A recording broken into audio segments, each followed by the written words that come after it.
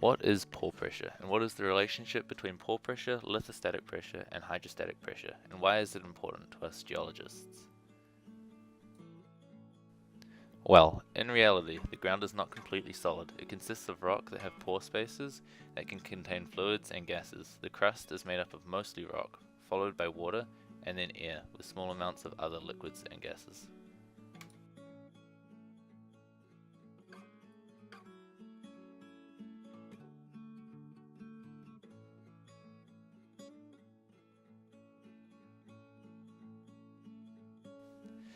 Pore pressure is the pressure exerted outwards by these fluids or gases that are confined within the rock's pore spaces.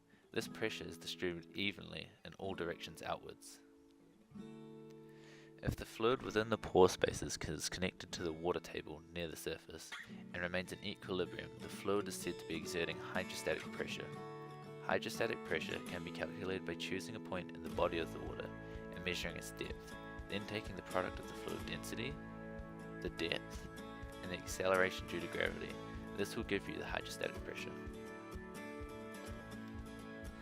Lithostatic pressure is the overburden pressure that be felt by a worm at depth. Lithostatic pressure can be calculated in the same way as hydrostatic pressure, but instead using the density of the rock. Different rocks have different densities. Mafic rocks are denser than sedimentary rocks. This leads to a higher rate of increasing pressure as you measure deeper. If we draw lithostatic pressure and hydrostatic pressure versus depth on a graph, the relationship will look like this. The two pressures increase with depth. The gradients of the two straight lines are the average densities of water and rock, which are 1 gram per centimeter cubed for water and around 2.6 grams per centimeter cubed for rock, depending on the rock. Pore pressure is usually very close to hydrostatic pressure with a similar gradient as seen on this graph. However, impermeable layers can allow for pore pressure to build up and get very close to lithostatic pressure. If the pore pressure were to exceed lithostatic pressure, the overlying rock would fault in response to the net upward force. Applying this knowledge to the real world is simple when looking at a Moore diagram.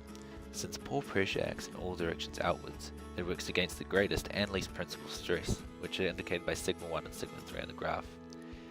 This shifts the Moore circle to the left towards the Coulomb criterion, which, at the right angles, will cause the rock to fault.